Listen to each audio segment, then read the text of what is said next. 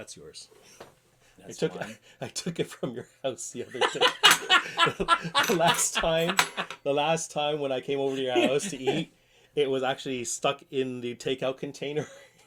Here. Okay, so I thought Joanna threw it out because I was looking. Like there's numbers of forks, right? We have a Yeah. number of these forks, and I was just like, "What happened to that fork?" I know I didn't throw it out. Some Joanna must have done something with it and threw it out. I was like, "Yeah, whatever."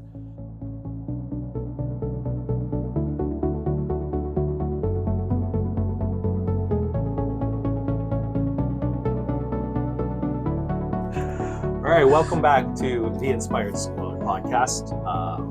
Martin, Charles, what are we talking about today? So today we're going to talk about a thorny topic of education and control, or education and censorship, essentially.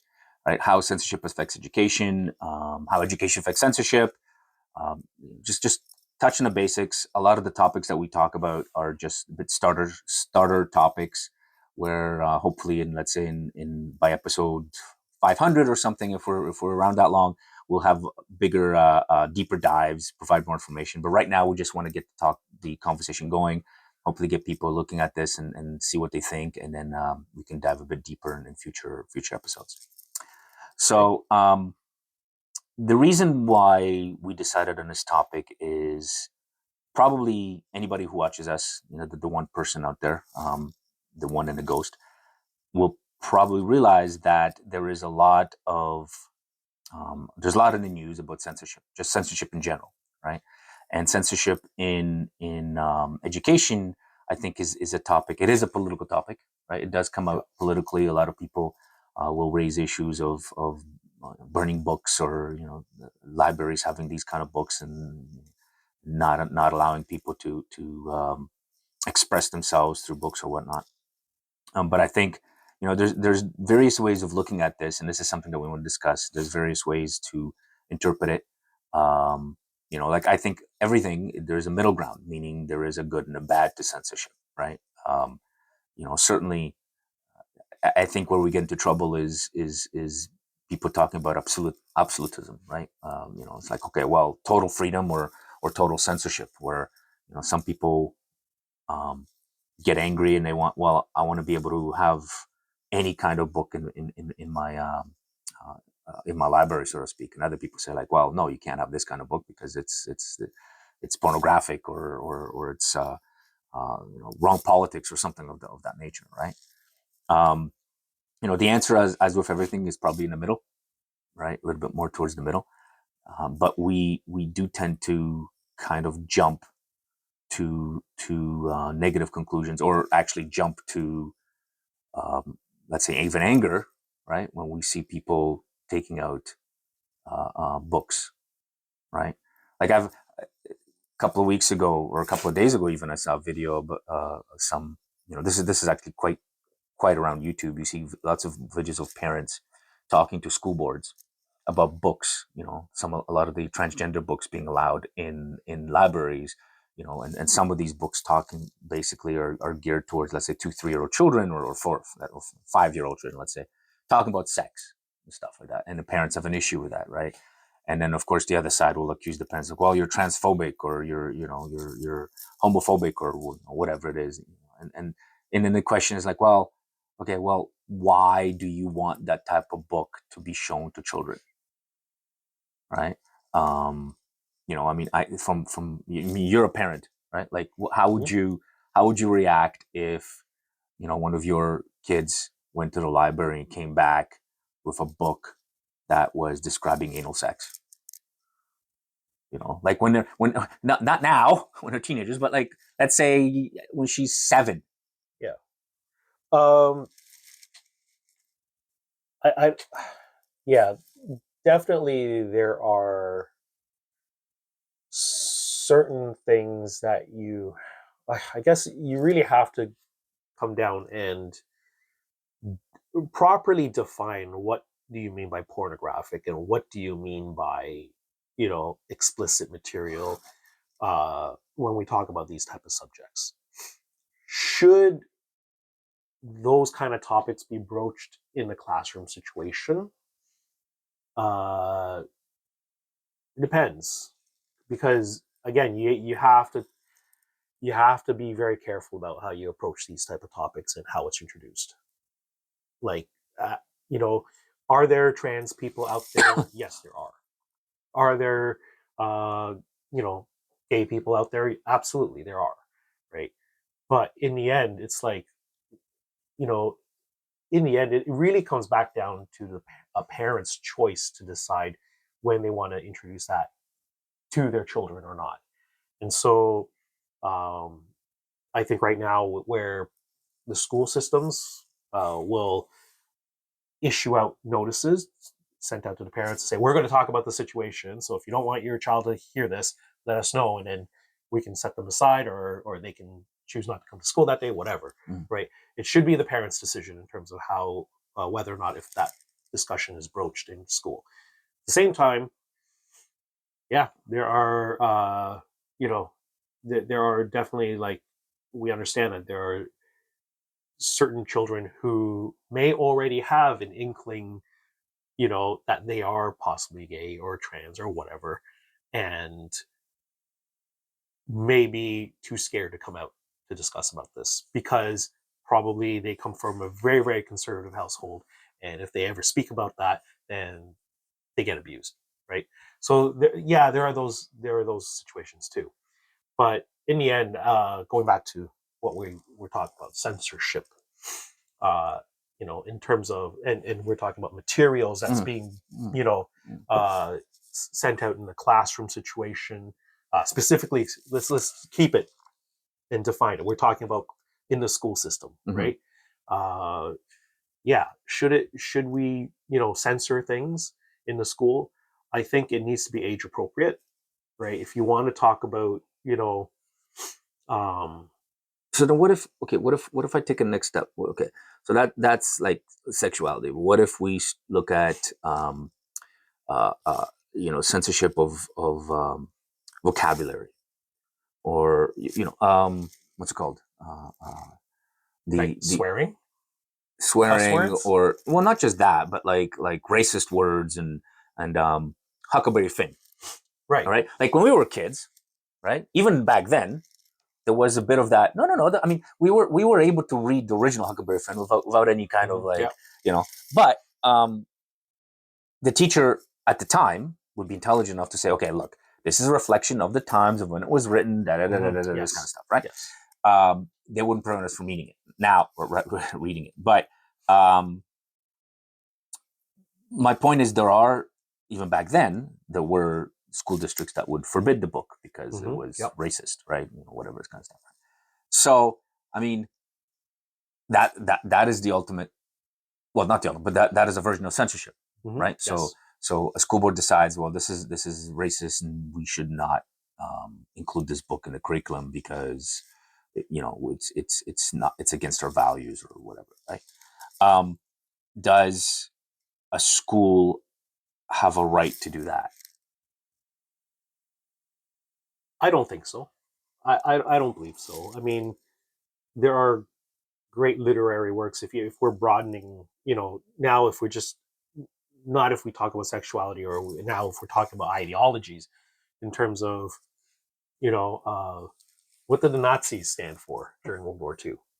Right. National Right. Socialist. Yeah, yeah. So what they, if we want to touch those topics in school, should we talk about those topics? Of course we should talk about those topics, because those, that's part of our history, right? Right. Same thing with, you know again, any type of books that deal with, say, early America, where racism and, slavery was like predominant during that time.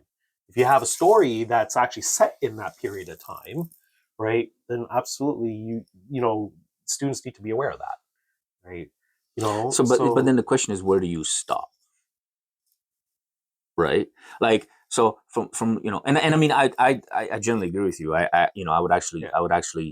um so this is like the double-edged sword, in a sense, like, where if I'm looking a lot of the sexual pornographic material, I would say, like, yeah, okay, maybe that's something that you don't necessarily want to open Yeah. it. But I mean, it should be up to the parents, really. Yeah. Like for example, my father had this one principle, right? I mean, get your ass home at a certain time because he wanted me to be safe. But once I got home, he's like, do whatever you want. Like you want to read whatever, you want to read pornographic material, main camp, whatever the hell it is, you read it. And you got questions about it, you ask me, we can talk about it. Right. Right. He would never stop me from looking at reading that stuff. He would encourage me. He said, pick up everything, pick up the Bible, pick up the Quran, pick up, whatever the hell it is, read it, make up your mind about it. You got questions, let's talk about it. If you can't figure it out, go do some research, go get some PhD research, material kind of thing on it and find out about it. But he would never say to me, you cannot. Now, again, this is because we came from a system that was forbidding you looking at these things. And, like history was written differently by the communists. I mean, history is written differently by everybody. But the point was that like there was more restriction there than let's say in the West, right? So my father's response to that was like, no, I'm not going to uh, uh, uh, prevent you from knowing or learning certain things, right? Yeah. Good or bad, right? Um, but again, even that, I mean, so if we look back at the pornographic material kind of stuff, it's like, well, so then why limit it? Why limit children kind of stuff? I mean, but I guess the thing that will go back to it is maybe age, right? Mm-hmm. Is not maybe, but age should probably be a factor. There's a very different thing about opening up materials to a 17-year-old and a 7-year-old, Yeah. right? Like access between the two, right? Although I would say the 17-year-old nowadays is probably have the intellect of a 7-year-old of 20 years ago. But anyways, that's that. But so I mean, there's that. But back to the thing that you were saying, in terms of not stopping, uh, um, not preventing teachers from teaching the truth kind of stuff, right? Like the question does remain: is there anything in that case that you would not want students to learn? I would say no, but still be mindful of the age that you're teaching to, right? So, you know, going back to like, okay, again, we're talking about homosexuality, right? Mm-hmm. Okay, yes, you can introduce the whole concept of homosexuality and say, yeah, you don't necessarily want to force feed people that Mm-hmm. message, Mm-hmm. but you want to say, yeah, it exists. There are guys and guys that enjoy each other's company and they love each other and they want to form a family union. That's fine, right? But then you don't want to go explicitly and tell them about anal sex. That's not the Right. point of teaching, you know, of Well, actually exposing a children to that, yeah. right? The concept of two people loving each other, you know, There's a uh, difference. Yes. there's a difference, right? Yeah, And so you yeah, don't want to yeah. necessarily talk about explicitly sex to children, Right. right? At least not until they're much older and then they're ready for sexual education. Right. But really, realistically speaking, like young children, you don't need to do any of that stuff, right? It's just other than exploring and letting people know that, yeah, if you are, if you do have feelings for, the same sex, then you're not an outcast and you're not abnormal. Mm-hmm. You're just expressing love and that's it. Period. The end of story. Don't talk about anything else that goes on in the bedroom or anything like that, because not that's just definitely not age appropriate, right? And then, when we talk about, to expand to that on like other topics, like when if you're talking about war and everything like that, and you're talking about, how, Nazis persecuted the Jewish community and basically the Holocaust, right? Yeah, you can talk about that on a high level, but then you don't want to start showing them explicit videos and pictures of people being marched into gas chambers and things like that, right? Like Well, not okay. not Yeah. not at that young age, Yeah, yeah, not yeah, at a yeah, yeah, young yeah. No, age, no, no. I right? agree that. I agree that. But Everything, all the material needs to come out and it needs to be age appropriate and it has to be handled right. And so I guess, what, when we talk about censorship, right, like it needs to be measured with what that individual can handle at that age, right? And you don't want to just start thrusting like all these yes, massive explicit images of, yes. you So know I think people age. dying at a really young age. Yeah, age is a solution. I think because if you look at it, what is censorship? It's a tool, right? Yeah. It's a tool to control, right? And I think to kind of throw it out the window, it's like, no, no, no, you never want that. Well, that's kind of short sighted, Yeah. right? Just like of anything, like everything, like the older I get, the more things I'm realizing. Anger's bad. No, anger can be very good if you channel your anger Yeah. into as a fuel, right? Instead of just going up and exploding something, but channel as a fuel is like, okay, I'm not going to go beat that guy up. I'm going to go to the gym and I'm going to turn myself into the Incredible Hulk. This kind of thing. You channel that anger and you change your life. It's still that same energy of anger, but it's done used positively, right? So I think just like that, censorship is a tool that, if we learn how to use these things positively, can positively affect people. So like you said, yeah, you don't show anal sex to 5-year-olds because you don't show sex to 5-year-olds because that just doesn't make sense. They're not even aware of who they are. They need to kind of start discovering what their own, what their own personalities are, kind of stuff, right? Yeah. Right? But at 17, 18, maybe when you start talking about sex, sexual education, you want to talk about sex, sure, you can mention these things too, Yeah. right? And then of course the parents, right, do come in, because I'm with you on that. I seriously believe that. I think things of a personal development, which sexual development is personal development, should ultimately be left to the parent. The state has no right to come in, and one state or school has no right to come in and say your children need to learn this and this and that because that's better for the society. Even if even I would even say, almost even if it's true, the state should not do that. The state's job should be to talk to the parents and be like, listen, if you raise your kids this way, they're going to become a bunch of, like deviants or a bunch of, racist, whatever. We don't want them to think. Yeah. But it's still, the state should still allow the parents to educate the thing. Because I think one of the main reasons we're having problems in today's world is because the family unit's been broken, right? And the state's coming into the family unit and telling the parents, you need to do this, you need to do that, you need to do this, right? And there's not like, again, communism is the shittiest fucking thing in the world. But I mean, worse than Nazism. And anybody who's been in a communist country knows that this is true. Anybody who argues against it is needs to have their brain examined. But communism, in a sense, like, the one positive development of it is because of this emphasis into community. It's actually the opposite, and that's what usually happens in systems. The opposite was very strong, which was the feeling of family, right? People, at least in Eastern Europe, people had a very strong reaction to that, and they kind of pushed towards more family togetherness, family closeness, that individual family unit, right? Right. And because if you have the government as a one communal thing, the individuals go back and to fight the government, you need to have a strong family, right? So a lot of people in I'm generalizing here, I'm not saying everybody, but a lot of people in Eastern Europe had a very strong family identity, right? And that's really helpful. Asian would be the same. I mean, even uh, um, I would almost say, in some ways, be kind of interesting to compare, let's say, mainland Chinese families versus Taiwanese Chinese families, like, because Taiwanese mostly grew up in democracy, right? And the mainlanders grew up in communism. Which family units were stronger? I mean, that'd be kind of an interesting kind of thing to discuss, right? Um, but like, yeah, I think back to the tool. I do think that generally speaking, we look at censorship as a negative thing because it's usually seen as a tool of control, and it is.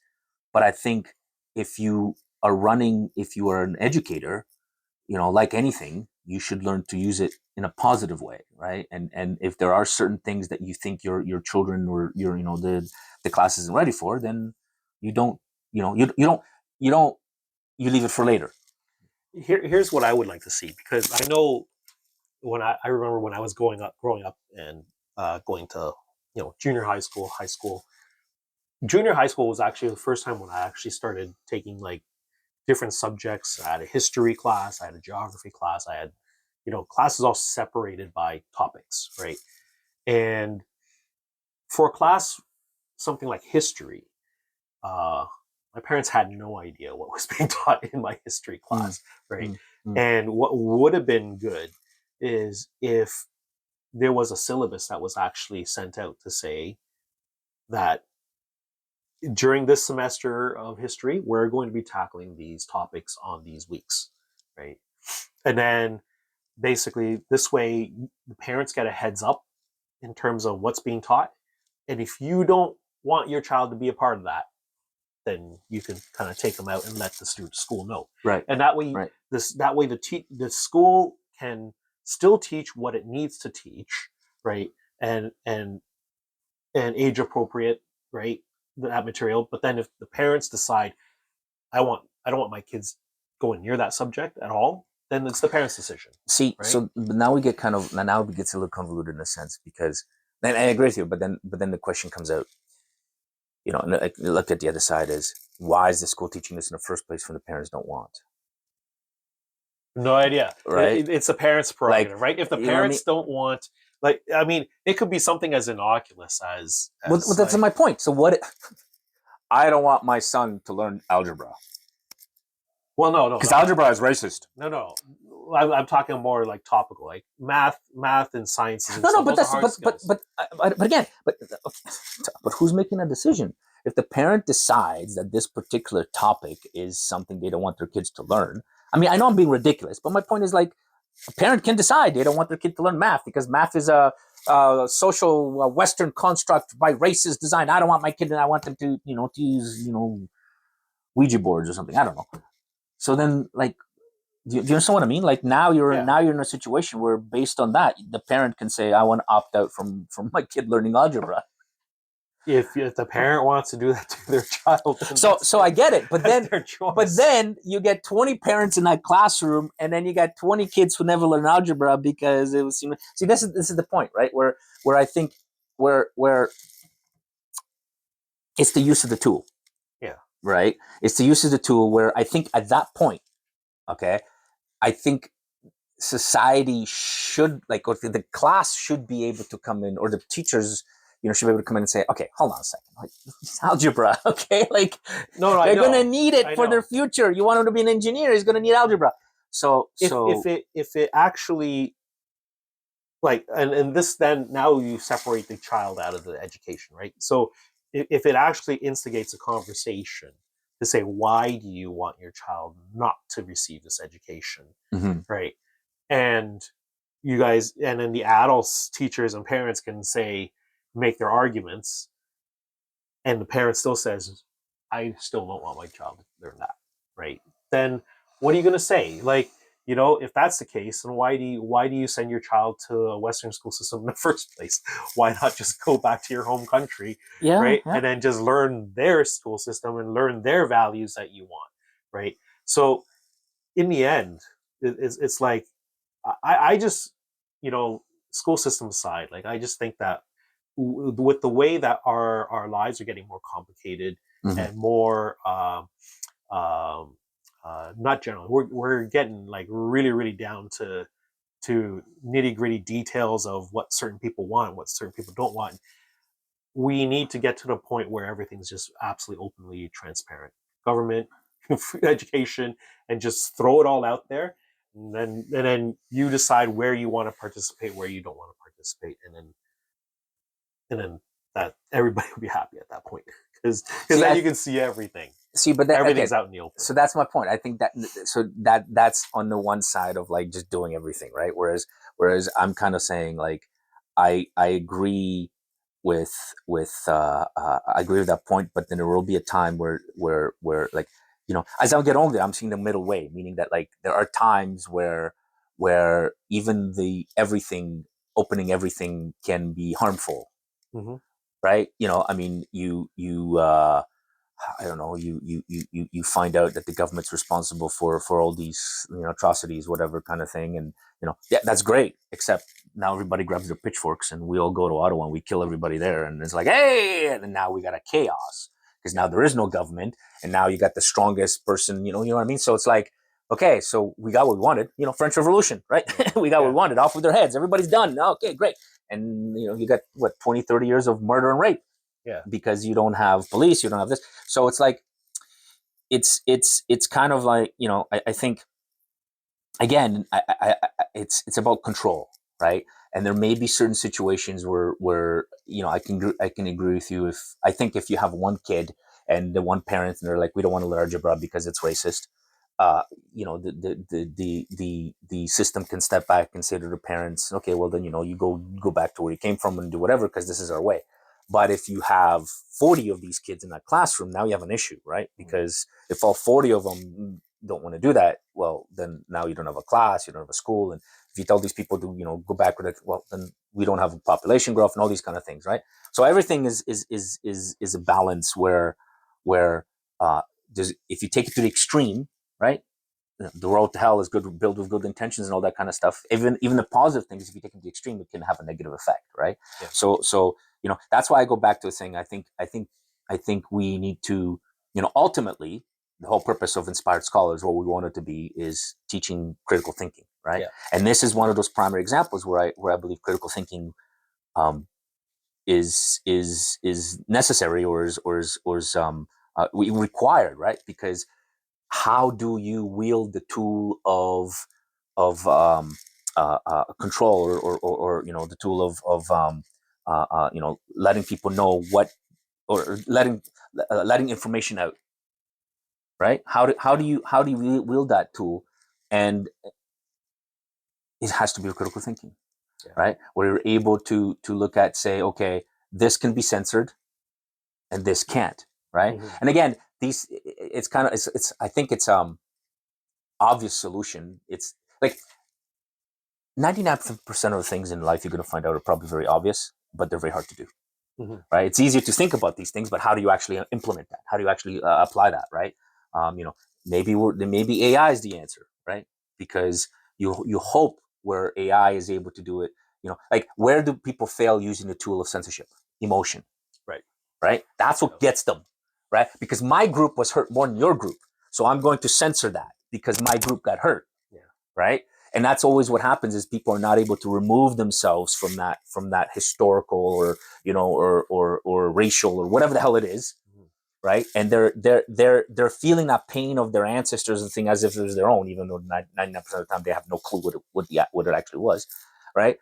And it's all ego, Yeah. it's all emotion, Yeah. right? And then they grab onto that and it's like, I don't want you to learn this, I don't want you to learn. Like if you look at the moms and the dads supporting the transgender issues, and you look at these people and how some of them are insane, but they're not like insane in a sense of crazy bad people. They're just really believing that that the information, if you don't let the transgender people information, they're going to kill themselves by mass because they've been brainwashed by, you know, by you know, some stupid information. So the thing is, it's like, you know, maybe AI is the solution. I mean, you know me, I'm very much against AI, but maybe this is one of the positive things where we can get a system that is not emotional, that has no historical background or you know, like value in this, and just looks at A, B, C, and D as factors and says, based on human development and the brain and the capacity of a child absorbing this kind of thing, teaching children this kind of stuff at 7-year-old does not contribute to any beneficial, and in fact may be negative in their development. Based on this, you know, we can start at 17. Telling everybody that they're responsible for this kind of stuff doesn't make any sense, because whoever you think is responsible for your slavery, your ancestors probably enslaved their ancestors or murdered their ancestors, whatever the hell it is. So if they're going to pay you money back for this, you want money for this, and they only like, it just doesn't make sense. Yeah. Right.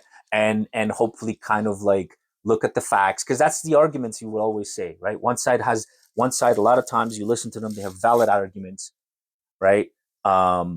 You know, I always go back to sometimes when I was in Korea discussing this with a lot of a lot of the adult students, and I would always say, do you think that the Korean mom's pain when she loses a child is any different than the Japanese mom's pain if she loses a child? You don't think that these two women at that point in life, their nationality doesn't really matter? Maybe the way they express their pain is different because they're national. Yeah, I get that. But in their hearts, do you think it hurts any less? Do you think they're right? And it's just like, what makes you human? What brings us together human? Love, pain, all these kind of things, right? And I think it's that critical thinking ability that should allow you to go through all this bullshit and just kind of go like, okay, you know, maybe this isn't good, maybe this is good, maybe this is not, and using censorship to kind of move towards that kind of thing. Like, you know, maybe the suggestion is, let's have more critical thinking so you can use the tool. The censorship is a tool. It's not a good or a bad thing. It's just a thing that people use predominantly bad. Let's be honest, because we I think in general it probably has more negative effect than positive. But there are positive effects of censorship, right? Yeah. You can't say like, I mean, the whole thing, don't scream fire in a full theater. It's like, well, that's censorship. That's not my freedom. Well, yeah, okay, you should be free to say that, but if you do that, you might cause a panic and 50 people are going to die. So no, maybe you shouldn't be free to say that, right? So there is a bit of that kind of thing where people kind of have to be like, okay, we need some control, right? If censorship is controlled, then there are instances in human behavior where control is required, right? And I think it all goes back to, this is why we want to inspire scholars successful, because I think this is why it's critical to make to have students pause and consider, to think, to look at things, to like, actually, what is the purpose of this? Why did I read this? Who taught me this? What's written here? What did the writer want me to mean for that, right? What does this word mean? How many different meanings? How can I put this word differently, right? Because as you develop in these skill sets, even if you are, let's say, uh, uh, uh, okay, less intelligent, let's say, but even still, if you learn that kind of way of kind of thing, you will be questioning things, and I think in the long run is going to lead you to better outcomes in your life, right? Because Yeah. because as long as you're taught bravery too, because you don't want to become of always analyzing and not, there's what is it, paralysis by analysis, right? There's always that danger. But if you're able to move forward and kind of still be brave enough and take a chance, but kind of think about your outcome ahead of time, right? I think many communities could use that, Yeah. right? So, all right. So then, yeah. So then, in terms of censorship, then yes, censorship can be a good thing Hmm. if it's rolled out and if it's administered correctly and not emotionally, Yeah. as a sensible tool, and making sure that everything is age appropriate for the child. Yeah.